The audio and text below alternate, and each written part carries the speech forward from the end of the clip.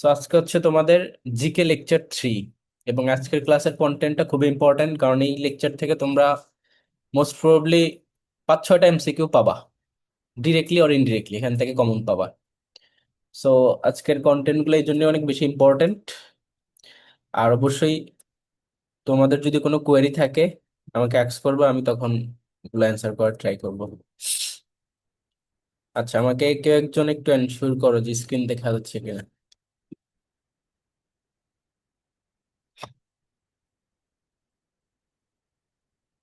জি ভাইয়া, দেখা যায়। আচ্ছা, তো আজকে আমাদের ক্লাসের টাইটেল হচ্ছে বাংলাদেশ ওভারভিউ। ওভারভিউ বিকজ এখানে আমরা কয়েকটা টপিক সম্পর্কে পড়বো, নট অনলি সিঙ্গেল টপিক, এখানে অনেকগুলো টপিক আছে। যেমন তোমার কনস্টিটিউশন, বাংলাদেশের সংবিধান সম্পর্কে পড়বো, তারপরে এডুকেশন অ্যান্ড আদার অর্গানাইজেশন, তারপরে নোটেবল পার্সন, তারপরে জিআই এবং ইউনেস্কো এই টপিকটা। এরপর হচ্ছে sports and Bangladesh, then emergency helpline. তো প্রত্যেকটা কন্টেন্টই দেখো, এগুলো এক একটা টপিক, যে টপিকগুলো থেকে এক একটা এমসিকিউ থাকে। তার মানে আজকের ক্লাস থেকে তোমরা অনেকগুলো এমসিকিউ কমন পাবা ইনশাল্লাহ। সো ফার্স্টেই দেখো কনস্টিটিউশন। আমাদের কনস্টিটিউশনের উপরে কিন্তু এটা হচ্ছে পার্ট 1। কনস্টিটিউশনের উপরে আরেকটা ক্লাস হবে, যেটা আমি বাংলা ভার্সনে নিব, সেখানে আরো অনেক ডিটেলস হবে। বুঝতে পারছি? এটা হচ্ছে পার্ট 1, আর পার্ট 2 যখন আমরা বাংলা ভার্সনে ক্লাস নিব তখন। তো দেখো, কনস্টিটিউশন সম্পর্কে অ্যারিস্টটলের একটা বিখ্যাত উক্তি আছে, এবং এটাকে কনস্টিটিউশনের ডেফিনিশন হিসেবে তোমরা নিতে পারো। যেমন constitution is the way of life state has chosen for itself. এখানে স্টেট বলতে বোঝানো হচ্ছে তোমার the people of the state.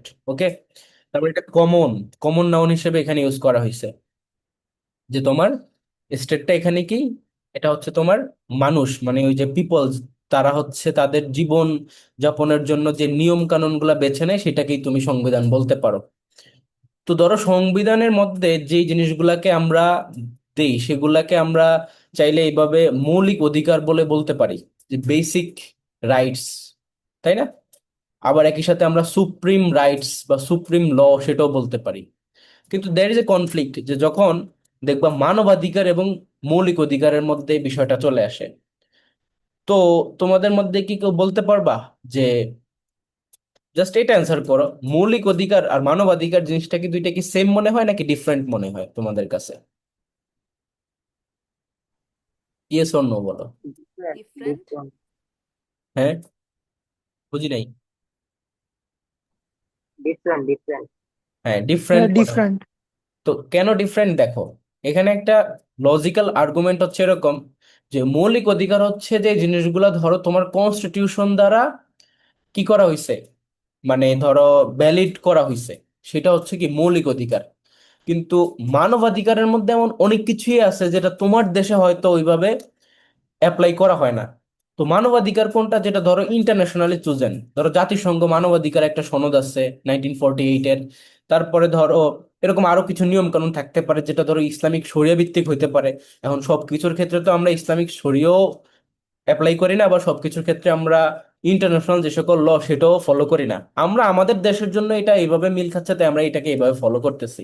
তো সেটা তখন যখন তোমার কনস্টিটিউশন দ্বারা সিদ্ধ হবে, তখন তুমি সেটাকে মৌলিক অধিকার বলবা। আর যেটা হচ্ছে সার্বজনীন, পুরো ইন্টারন্যাশনালি রিকগনাইজড, সেটাকে তুমি মানবাধিকার বলবা। তো এই হচ্ছে দুইটার মধ্যে কনফ্লিক্ট। এখন চলে আসো, যে পৃথিবীতে সবচেয়ে বড় সংবিধান, সবচেয়ে বড় কনস্টিটিউশন সেটা কোন দেশের? সেটা হচ্ছে ভারতীয়, ইন্ডিয়ান কনস্টিটিউশন। এরপরে যদি বলি অল্টারনেটিভ সবচেয়ে ছোট কোথাকার, তাহলে দেখো আমেরিকার ইউএসএ কনস্টিটিউশন। ঠিক আছে? Then the constitution of Bangladesh is the highest law of the republic, অর্থাৎ বাংলাদেশ গণপ্রজাতন্ত্রের এখানে সবচেয়ে বড় বা সুপ্রিম লই হচ্ছে বাংলাদেশের সংবিধান।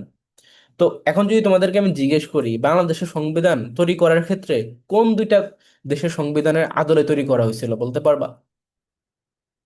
কোন দুইটা দেশ, বা একটা বলো, কোন দেশের সংবিধান ফলো করে তৈরি করা হয়েছে? বলো বলো, গেস করে বলো, জাস্ট যে কোনো একটা বললেই হবে। এনিওয়ান? কারো কোনো গেস নাই? কোনো ওপিনিয়ন নাই? পাকিস্তান, ইন্ডিয়া। এটা ইন্ডিয়া কোনো আর কথা পাকিস্তান। হইলো? বাংলাদেশ স্বাধীন হইলো পাকিস্তানের সাথে যুদ্ধ করে, পাকিস্তানের সংবিধান বাংলাদেশ কেন ফলো করতে যাবে বা তাদের সাথে কথা বলে কেন তৈরি করতে যাবে? সেখানে হচ্ছে দুইটা কান্ট্রি, একটা হচ্ছে ইন্ডিয়া আর একটা হচ্ছে তোমার ইউএসএ, দুইটা কান্ট্রির কনস্টিটিউশন ফলো করে বাংলাদেশের সংবিধান তৈরি করা হয়েছিল। মানে ফলো করে বলতে ধরো তুমি সাডেনলি একটা কিছু করতে চাচ্ছ, তোমার তো লিস্ট কিছু প্রি প্রিপারেশন দরকার আছে। এমন না যে ওরা যেভাবে বলছে আমরা সেভাবে করছি, তা না, মানে আমাদের করার জন্যই দেখা দরকার ছিল, তাই ওইটা আর কি ফলো করা হয়েছে। সো তারপরে চলে আসো, the United states of America has the oldest written constitution. তো কনস্টিটিউশন হচ্ছে তোমার দুই ধরনের হয়ে থাকে স্বাভাবিকভাবে, একটা হচ্ছে লিখিত আর একটা অলিখিত। তো এখানে দেখো বলা আছে যে রিটেন কনস্টিটিউশন, তার মানে লিখিত সংবিধান। তো পৃথিবীর সবচেয়ে প্রাচীন লিখিত সংবিধান হচ্ছে আমেরিকার, ইউএসএ। বাংলাদেশের সংবিধানের তাহলে প্রকৃতি কিরকম? বাংলাদেশেরটাও রিটেন, মানে লিখিত। কারণ আমরা দেখছি আমাদের সংবিধান এরকম রিটেন। তোমরা যদি খেয়াল করে দেখো যে বাংলাদেশের সংবিধান লিখে সার্চ করলে উইকিপিডিয়ার একটা ইনফরমেশন আসবে, সেখানে বাংলাদেশের সংবিধানের প্রথম যেটা ফ্রন্ট পেজ সেটা দেওয়া আছে। ওইখানে লিখাটা দেখবা এত সুন্দর হাতের লিখা, এবং চারপাশের যে ডিজাইনটা, এই সবকিছু কিন্তু হাতে লেখা। তোমার লেখা দেখলে তোমার কাছে এটা মনেই হবে না যে এটা মানে মানুষের লেখা, এটা মনে হবে যে একদম প্রিন্ট, বাট অ্যাকচুয়ালি ওটা মানুষই লিখছে। এত সুন্দর হাতের লেখা, একদম প্রত্যেকটা বর্ণ। আমি দেখাবো যদিও তোমাদেরকে একটু পরে। তো দেখো যে নেক্সট হচ্ছে দি ম্যাগনা কার্টা। এটা কি ম্যাগনা কার্টা হচ্ছে তোমার আবার ইংল্যান্ড বা ইউকের সাথে সম্পর্কিত।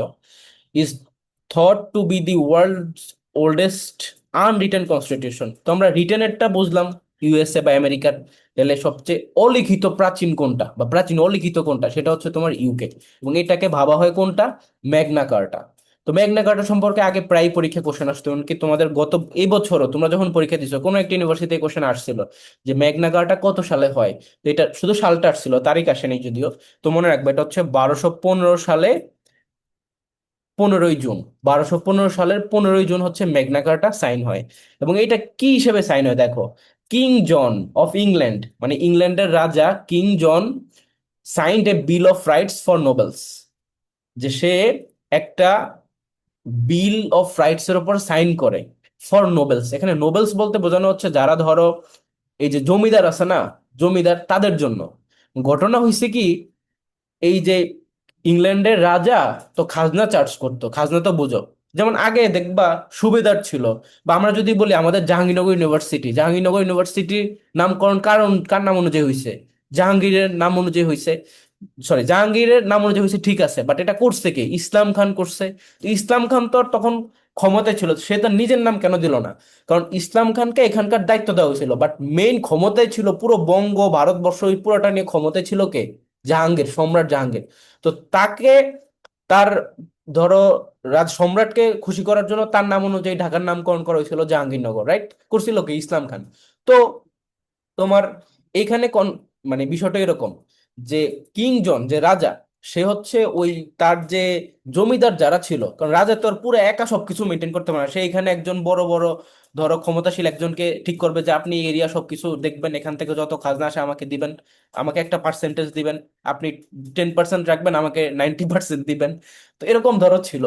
এখন ঘটনা হয়েছে কি, ওই পার্সেন্টেজের রেশিও কিন্তু সবসময় রাজার জন্য অনেক হাই ছিল, কিন্তু সবসময় তো ধরো প্রোডাকশন বা উৎপাদন অত ভালো হইতো না। তো ওই যে জমিদাররা, এরা পড়ে গেছে আবার ঝামেলার মধ্যে যে কিরে আমি খাজনা দিব কইতে, আমার তো ওই অঞ্চলের মধ্যে ওরকম প্রোডাকশনই নাই, আমি তো খাজনা ভাবে আদায় করতে পারি না, আমি রাজাকে এত পার্সেন্ট কিভাবে দিব? তো ওরা খুব বিপদে পড়ে গেছে। পরে ওরা মিলে এই রাজাকে কিডন্যাপ করে নিয়ে গেছে একটা জায়গায়, একটা তোমার আইল্যান্ডে নিয়ে গেছে। সেখানে গিয়ে তাকে দিয়ে জোর করে, সরি, তাকে দিয়ে জোর করে তোমার এই বিল অফ রাইটস এ সাইন করানো হয়, এবং তার মাধ্যমে তাদের মধ্যে একটা ব্যালেন্স আসে যে আপনি চাইলে এইভাবে আমাদের কাছ থেকে খাজনা চার্জ করতে পারবেন না, যদি ভালো হয় আমরা ভালো অ্যামাউন্ট দিব, আর যদি কম হয় তাহলে কমটাই আপনাদেরকে নিতে হবে। সো এরকম একটা তোমার সাইন হয়। তো এটাকেই বলা হয় যে তোমার ওল্ডেস্ট আনরিটেন কনস্টিটিউশন। ঠিক আছে? তো এই যে Magna কার্টা evolved into the United kingdom unwritten constitution. And some unwritten constitution countries are Israel, Saudi Arabia, New Zealand, Canada and United Kingdom. এই কয়েকটা দেশে হচ্ছে তোমার অলিখিত সংবিধান প্রচলিত। তো এই নামগুলো মুখস্থ করবো, অনেক সময় কোশ্চেন আসে এইভাবে যে নিচের কোন দেশে অলিখিত সংবিধান আছে। তো তখন এর মধ্যে থেকে তোমার যে কোনো একটা অপশনে থাকতে পারে, বাকিগুলো অন্যান্য দেশ থাকবে, তখন তোমাকে এটা পারতে হবে, যেন সবগুলোই পড়তে হয়।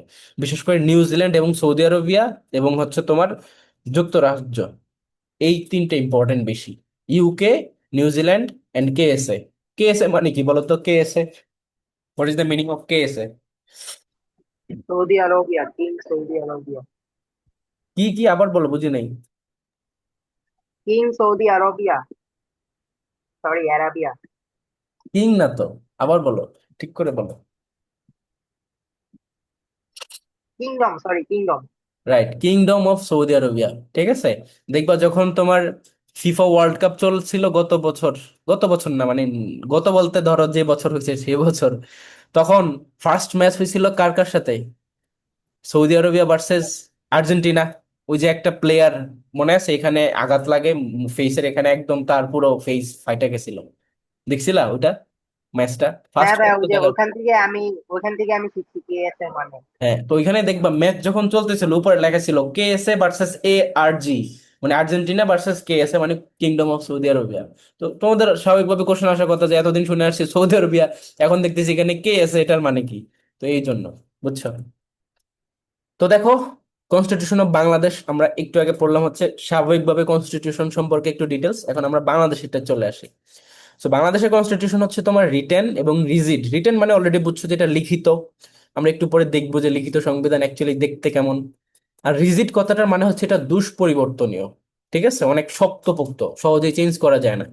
তো ইন এ সেন্স কিভাবে চেঞ্জ করা যায় না, কারণ এটাকে চেঞ্জ করতে গেলে তোমাকে সংসদে 3/2 ভোট পেতে হবে, মানে সংখ্যাগরিষ্ঠতার থাকতে হবে। সংসদ বলতে কারা? যারা এমপি নির্বাচিত হয় তাদের মধ্যে 2/3 মেজরিটি লাগবে হচ্ছে তোমার এই সংবিধান সংশোধন করার জন্য। এই জন্যই দেখবা যে আমাদের এবারে যে ইলেকশন হইলো, যে আমার দেখো নখে এখনো খালি লেগে আছে, ভোট দিছি, বুঝছো? তো এবার যে ইলেকশন হইলো, এখানে দেখবা বিএনপি পাইছিল কতগুলো আসন বলতে পারবা? বিএনপি কতগুলো আসন পাইছে? 206টার মতো মেবি, তাই না? 206টা। তো এতগুলো আসন কেন নিছে মেজরিটি? কারণ হচ্ছে তোমার ওরা কিন্তু চাইলে যে কোনো ডিসিশন নিজেরা একক দলীয় হিসেবে নিতে পারবে। এই জন্য এটা রাখছে মেজরিটি, কারণ এটা দরকার আছে। এখন দেখো যে বাংলাদেশ কনস্টিটিউশনের মধ্যে কয়েকটা বিষয় আছে, যে প্রিএম্বল, তারপরে চ্যাপ্টার, আর্টিকেলস, স্কেডিউলস। তো প্রিএম্বল কথাটার মানে কি? এটা মানে হচ্ছে প্রস্তাবনা। তো বাংলাদেশের সংবিধান যখন লেখা হয় তখন একটি প্রস্তাবনা ছিল। কয়টা প্রস্তাবনা? একটি প্রস্তাবনা। অনেক সময় পরীক্ষা কোশ্চেন আসে যে কয়টি প্রস্তাবনা ছিল। এখন পোলাপান ভাবে যদি না পড়া থাকে যে একটা তো হওয়ার কথা না, অপশন থাকে ধরো একটা, পাঁচটা, ছয়টা, সাতটা এরকম থাকে, তখন তারা তো ওগুলোর মধ্যে কনফিউশনে থাকে, একটা নিয়ে আর থিঙ্কই করে না যে একটা হইতে পারে কিনা। আসলে অ্যান্সার একটাই, একটা প্রস্তাবনা। ঠিক আছে, এবং চ্যাপ্টার হচ্ছে তোমার 11টা, 11 চ্যাপ্টার। এটাকে তুমি অধ্যায়ও বলতে পারো বা ভাগও বলতে পারো, যে কয়টা ভাগ? 11টা। কয়টা অধ্যায়? 11টা। এবং অনুচ্ছেদ বা আর্টিকেল, এটা হচ্ছে 153টা। ঠিক আছে, তফসিল বা স্কেডিউল, এটা হচ্ছে 60টা। আর সবচেয়ে ইম্পর্টেন্ট যে ইনফরমেশন সেটা হচ্ছে তোমার কার্ডিনাল প্রিন্সিপালস। তো বাংলাদেশের সংবিধানে কার্ডিনাল প্রিন্সিপাল হচ্ছে 4টা। এই জন্য দেখবা বাংলাদেশের যে প্রতীক বা বিভিন্ন এরকম, মানে প্রতীক বা হচ্ছে আদার্স অনেক জায়গায় দেখবা যে 4টা তারকা চিহ্ন থাকে। 4টা তারকা মানে কি? 4টা স্টার। তো কেন 4টা? 5টা না 6টা না, 4টা কেন? কারণ ওই যে 4টা স্টার তোমার এই 4টা কার্ডিনাল প্রিন্সিপালকে রিপ্রেজেন্ট করে। এবং এই 4টা কার্ডিনাল প্রিন্সিপাল মানে হচ্ছে কি nationalism, socialism, secularism and democracy. তো ন্যাশনালিজম জাতীয়তা বুঝছো, ডেমোক্রেসি গণতন্ত্র বুঝছো, সোশ্যালিজম সমাজতন্ত্র বুঝছো, সেকুলারিজম মানে কি বলো? সেকুলারিজম, ধর্মনিরপেক্ষতা। রাইট, মানে ধর্মনিরপেক্ষতা। ঠিক আছে, তো আমার মনে পড়ে আমাদের সময় তো বিউপিতে ভাইবা হইতো, রাইট? আমরা যখন পরীক্ষা দিই বিউপিতে, আমাদের এফ ট্রিপল এস, এফ এ ডাবল এস, এফ বেস, আমার তিনটাতেই ভাইবা হয়েছিল, মানে সব ফ্যাকাল্টিতেই তোমার ভাইবা হইতো। এখন ওইখানে আমাকে জিজ্ঞেস করছিল যে বাংলাদেশের সংবিধানের কার্ডিনাল প্রিন্সিপাল কয়টা। আমি বললাম 4টা। বলে কি কি? পরে বললাম। তো বলার পরে বলতেছে সেকুলারিজম মানে কি? তো পরে বললাম ধর্মনিরপেক্ষতা। বলে যে ধর্মনিরপেক্ষতা বলতে কি বুঝাইছো, মানে কি বোঝাতে চাও? তখন আবার ডিটেলসে বলা লাগলো। এই আর কি, মানে যেভাবে কোশ্চেন, মানে তুমি ধরো অ্যান্সার দিবা সেভাবেই তোমাকে কোশ্চেন করা হবে ফার্দার। তো ভাইভাতে এরকমই হয়। তো এখন চলে আসো history or origin of Bangladesh constitution. আচ্ছা, বাংলা, আচ্ছা ভাই, এগুলি কি ঠিক? হ্যাঁ। এগুলি কি ঠিক? মানে এই যে কনস্টিটিউশন, তারপর মানে সিম্বল, চ্যাপ্টার, আর্টিকেল, এগুলি কি অলওয়েজ ঠিক? হ্যাঁ, এগুলো তো ফিক্সড, এগুলা তো তোমার চেঞ্জ হয় নাই। ঠিক আছে, বিশেষ করে চ্যাপ্টার, প্রিম্বল, আর্টিকেল, স্কেডিউল এগুলা সিমিলার, কিন্তু এর মধ্যে কিছু চেঞ্জ আসে। ঠিক আছে, কিছু চেঞ্জ আসতে পারে, কিন্তু তোমার এমন না যে পুরোপুরি বাদ হয়ে যাবে ওটা। বুঝা গেছে? এই জন্যই তো নাম হচ্ছে সংশোধন, বাতিল তো না। ঠিক আছে, তো দেখো হিস্ট্রির মধ্যে যে প্রথমে যখন তোমার সংবিধান প্রণয়ন করা হবে, তখন দেখো এই যে 403 members constitution assembly was called into a 2 days session on April 10, 1972। মানে এটা একদম শুরুর দিকে, initially. The first speaker of the constitution assembly was Shah Abdul Hamid and deputy speaker was Mohammadullah. এখান থেকে শুধু এই ইনফরমেশনটা মনে রাখবা যে কনস্টিটিউশন অ্যাসেম্বলির প্রথম স্পিকার কে ছিল এবং ডেপুটি স্পিকার কে ছিলেন।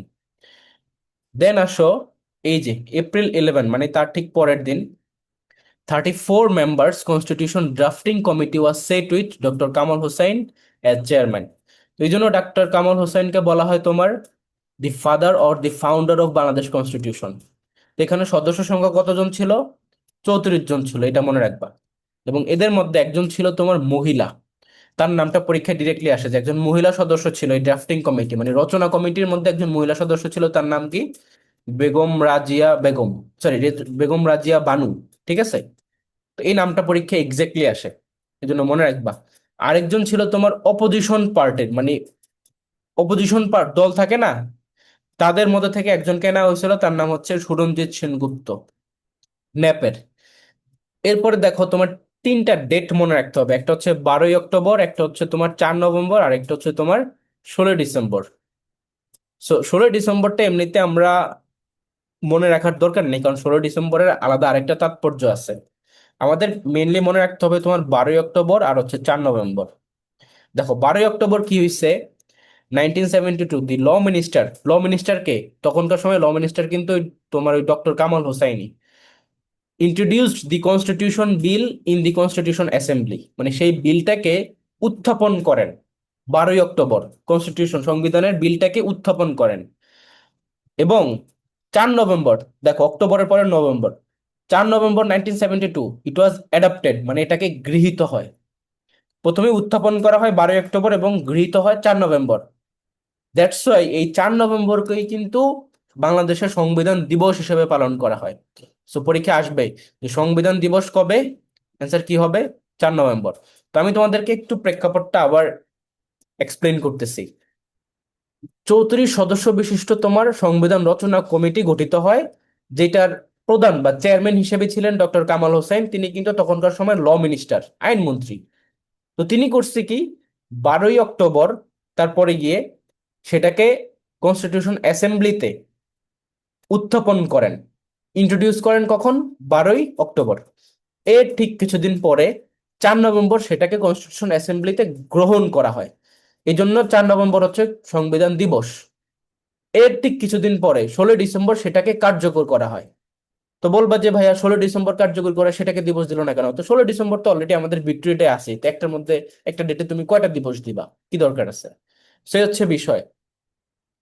এখন এই যে তোমরা জিজ্ঞেস করতে পারো যে ভাইয়া কনস্টিটিউশন অ্যাসেম্বলি এটা আবার কি জিনিস, তো মনে রাখবা যতক্ষণ পর্যন্ত একটা দেশের কনস্টিটিউশন কার্যকর না হবে ততক্ষণ পর্যন্ত ওই দেশের সংসদ বলে কিছু নাই। কি নাই? সংসদ বলে কিছু নাই। তার মানে এখন তুমি চাচ্ছ যে একটা সংবিধান প্রণয়ন করতে, সংবিধান মানে কি একটা আইন না? তো আইন প্রণয়ন হয় কোথায় বলো? আইন প্রণয়ন হয় কোথায়? আইন প্রণয়ন করে কারা বা কোথায় প্রণয়ন হয়?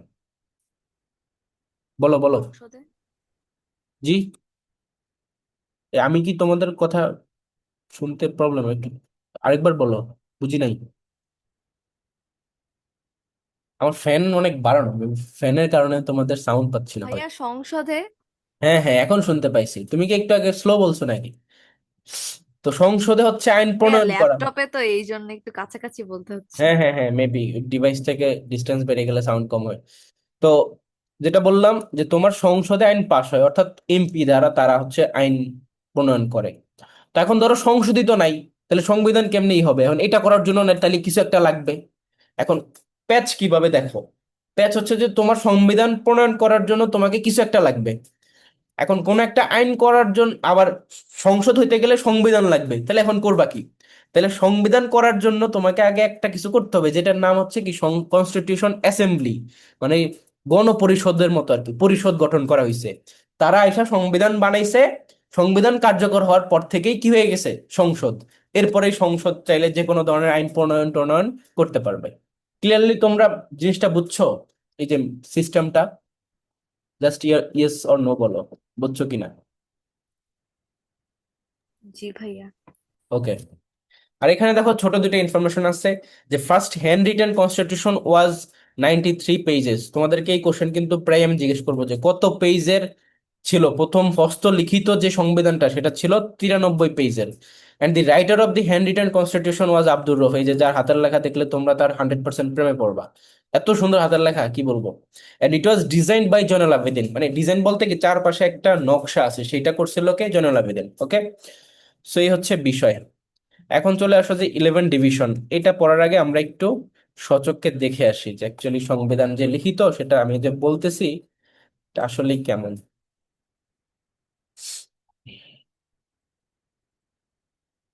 Constitution of Bangladesh.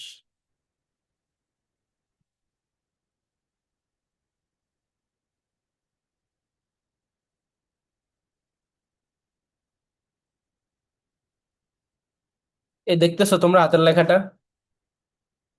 এই যে এগুলা ছোট ছোট দেখা যাচ্ছে? বলো। জি ভাইয়া, পুরাই প্রিন্টেড। হ্যাঁ, এগুলা কিন্তু হাতে লেখা, অনেক সুন্দর না? তো এইটা করছে কে? এই যে আব্দুর রউফ। আর এই যে চারপাশে একটা ফুলেল ডিজাইন নকশা, এটা করছে কে? জয়নুল আবেদিন। এবং এই দুইটা কোশ্চেন পরীক্ষায় প্রচুর আসে, মানে আমি তোমাদেরকে দেখাই দিলাম যাতে জীবনও না ভুলো। ওকে, এখন চলে আসো আমাদের ক্লাসে, ব্যাক করি। এই যে আমি বললাম আমাদের সংবিধানে টোটাল 11টা ডিভিশন বা 11টা ভাগ আছে বা অধ্যায় আছে। তো এই যে ভাগ বা অধ্যায় মনে রাখবা কিভাবে পরীক্ষা আসে এটা, ঠিক আছে? ভাগ বা অধ্যায়, ঠিক আছে, এটা মনে রাখবা হচ্ছে এইভাবে, তোমার আলাদা আলাদা সেগমেন্ট করে। আমি এই টেকনিকটা তোমাদেরকে শিখিয়ে দিচ্ছি, এটা মনে রাখলে তোমার ইজিলি মনে রাখতে পারবা। এখানে একটা ইয়ে একটু কম দেখা যাচ্ছে, মিসসেলেনিয়াস। ওকে, এখন দেখো প্রথম যে তিনটা, দি রিপাবলিক, ফান্ডামেন্টাল প্রিন্সিপালস, একটা হচ্ছে ফান্ডামেন্টাল রাইটস। এই তিনটা জিনিস দেখো তো, ফান্ডামেন্টাল প্রিন্সিপাল, ফান্ডামেন্টাল রাইটস, মৌলিক নীতি, মৌলিক অধিকার, এগুলো শুনলে একটু ফিলোসফিক্যাল মনে হচ্ছে না? এই জিনিসগুলা একটু ফিলোসফিক্যাল না? তোমরা জাস্ট হ্যাঁ বা না বলো। সো এই তিনটা দেখো ফিলোসফিক্যাল, ফিলোসফিক্যাল, ফিলোসফিক্যাল, ঠিক আছে। তারপরে দেখো the executive, legislature and judiciary. এই তিনটা হচ্ছে বাংলাদেশের সবচেয়ে বড় তিনটা অর্গান, ঠিক আছে, বাংলাদেশের তিনটা মেজর অর্গান। এরপর দেখো এই যে তিনটা, ইলেকশন কমিশন, তারপরে কন্ট্রোলার অ্যান্ড অডিটর, তারপরে দি সার্ভিস অফ বিডিওর, পাবলিক সার্ভিস কমিশন যেটাকে আমরা পিএসসি বলি, এই তিনটা হচ্ছে বাংলাদেশের সবচেয়ে বড় তিনটা ইনস্টিটিউশন। তো তুমি দেখো প্রথম তিনটা হচ্ছে ফিলোসফিক্যাল, তাহলে কি কি থাকবে? Republic, fundamental principal, fundamental rights. Republic, fundamental principal, fundamental rights. এরপরে তিনটা হচ্ছে বাংলাদেশের সবচেয়ে বড় তিনটা অর্গান, কি কি? লেজিসলেটিভ, সরি, প্রথমে হচ্ছে এক্সিকিউটিভ, তারপরে লেজিসলেচার, এরপর হচ্ছে judiciary. Executive, legislature and judiciary. এরপরে তিনটা হচ্ছে তোমার সবচেয়ে বড় তিনটা institution, election commission, controller and auditor, then PSC. এরপরে হচ্ছে অ্যামেন্ডমেন্ট বা সংশোধন, যেটা 10 নম্বর, এটা একটা। আরেকটা হচ্ছে তোমার মিসসেলেনিয়াস, মানে হচ্ছে বিবিধ। বিবিধ মানে কি? যে এক্সট্রা যেগুলো থাকে আর কি, ঠিক আছে। তাহলে কিভাবে মনে রাখা যায় 11টা ডিভিশন? 3+3+3+1+1, এভাবে মনে রাখা যায় ইজিলি। তোমরা কি বুঝছো? তোমাদের নাম আসবে পরীক্ষায় জাস্ট, যে কোন নম্বর ভাগ কি নিয়ে আলোচনা করা হয়েছে। বলো বুঝছো কিনা? তাহলে নেক্সট টপিকে আগাবো।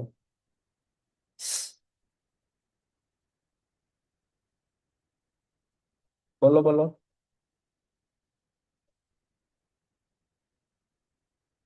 কি ব্যাপার, কোনো আমার কথা শোনা যায় না? অডিওতে কোনো প্রবলেম?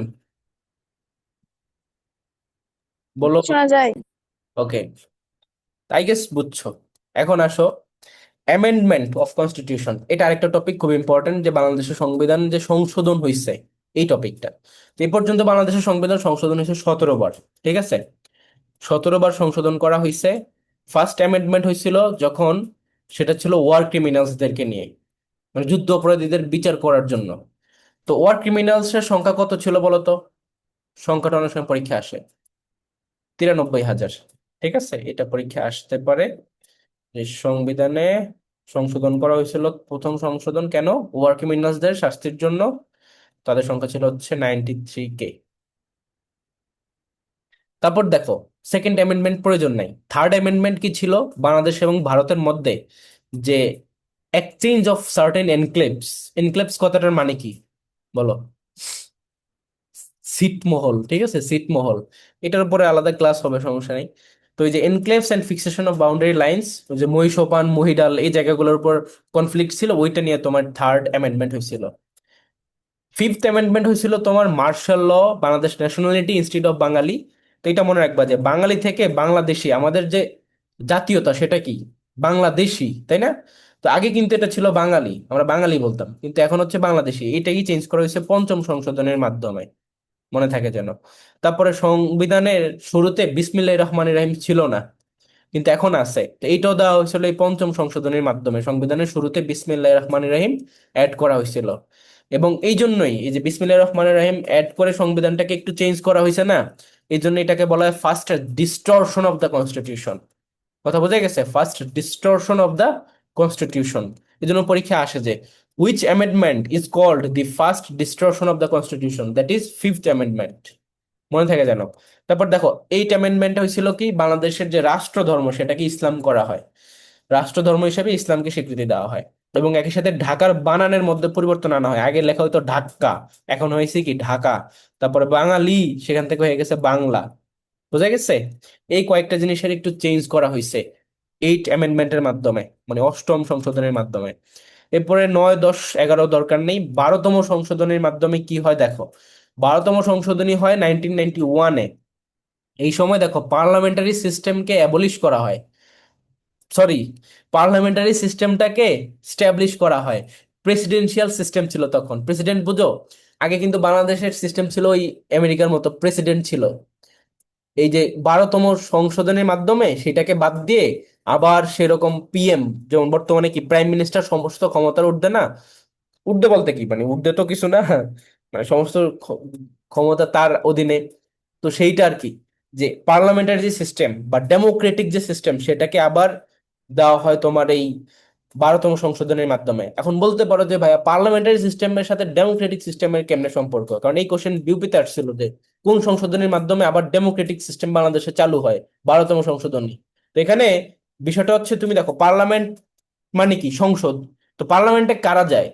এমপিরা যায়। এমপিরা কারা? যাদেরকে তুমি আমি ভোট দিয়ে পাঠাই। তাহলে ঘুরে ফিরে তো জনগণই ক্ষমতার শক্তির উৎস হইলো। তো ওই সিস্টেমে, এই যে ডেমোক্রেটিক সিস্টেম মানে হচ্ছে পার্লামেন্টারি সিস্টেম। তো এইটাই তোমার 12তম সংশোধনীর মাধ্যমে করা হয়, কারণ তার আগ পর্যন্ত ছিল প্রেসিডেন্ট, এবং প্রেসিডেন্ট যখন ছিল তখন আবার ভাইস প্রেসিডেন্টও ছিল, তখন পিএম এর কোনো ভ্যালু ছিল না। বুঝতে পারছিস? এটা হচ্ছে 12তম সংশোধনীর মাধ্যমে। আর 13তম এবং 15তম ইম্পর্টেন্ট এই সেন্সে যে তোমার কেয়ারটেকার গভর্নমেন্ট আসে তখন। তো 13তমতে কেয়ারটেকার গভর্নমেন্ট ফর্ম করা হয়। এখন ওদেরকে দিছিল কেন ক্ষমতায়? যাতে করে ওরা সুষ্ঠু একটা নির্বাচন দেয় একটা পিরিয়ডের পরে। ওরা এসে আর ক্ষমতা ছাড়ে না, ওরা তো ক্ষমতা দখল করে বসে আছে। পরে এই সিস্টেমে দেখছে যে ঝামেলা আছে, এইভাবে ক্ষমতা নিয়ে কেউ আর ক্ষমতা ছাড়তে চায় না। পরে এটাকে 15তম সংশোধনীর মাধ্যমে আবার বাতিল করা হয়, যে কেয়ারটেকার গভর্নমেন্ট ফর্ম করা হবে না, বাদ এটা। এই কারণে কিন্তু এবার যখন আন্দোলন হয়, এরপরে তোমার কেয়ারটেকার গভর্নমেন্ট জিনিসটাকে আমরা আনতে পারিনি, আমরা আনছিলাম কি, ইন্টারিম গভর্নমেন্ট। তো কিছু করার নেই, বাংলাদেশ বলে কথা। এখন দেখো লাস্ট যে সংশোধন হয় সেটা হচ্ছে তোমার 17তম সংশোধন। এটা কি করছে? The increase the tenure of 50 lawmakers elected in the women reserve seat to 25 years. মানে এই যে সংরক্ষিত আসন আছে না, 50 জনের জন্য মহিলা যাদের, সেইটা আর কি তোমার তাদের যে মেয়াদ সেটাকে বাড়ানো হয়। টেনিউর মানে হচ্ছে মেয়াদ। তো এটা হচ্ছে 17তম সংশোধনী, নট দ্যাট ইম্পর্টেন্ট। তো এখানে ইম্পর্টেন্ট হচ্ছে এই তিনটা, 12, 13, 15।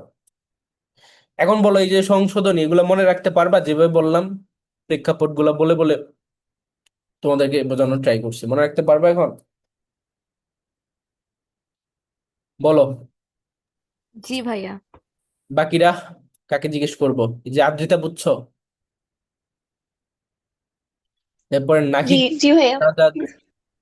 নাহিদ আজকে চুপচাপ কেন? মাহির নাই ক্লাসে? মাহিরকেও তো দেখতে পাচ্ছি না, শুরুতে দেখছিলাম, এখন মনে হয় নেই। এনিওয়ে, নেক্সট দেখো, সাম ইম্পর্টেন্ট আর্টিকেলস।